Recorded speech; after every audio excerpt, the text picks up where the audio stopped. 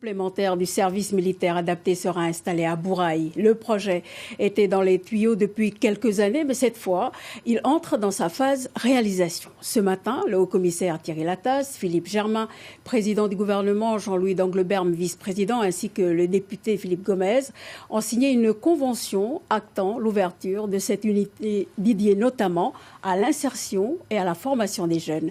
Reportage à Bourail de Laura Chimti. Il ne lui manquait qu'un lieu d'implantation. Finalement, c'est à Bourail, sur le site du regroupement pour l'insertion et l'évolution professionnelle, que la 3e compagnie du RSMA va prendre ses quartiers.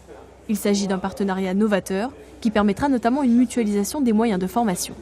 On va réutiliser bien évidemment les plateaux pédagogiques. Nous allons monter un partenariat. Donc globalement, on va travailler sur les métiers de la maintenance industrielle.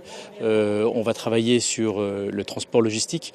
Après, comment tout cela va encore s'articuler? On a un an avant l'ouverture de la compagnie ici à Bourail pour discuter, mettre à plat notre futur projet pédagogique en lien avec le GIEP.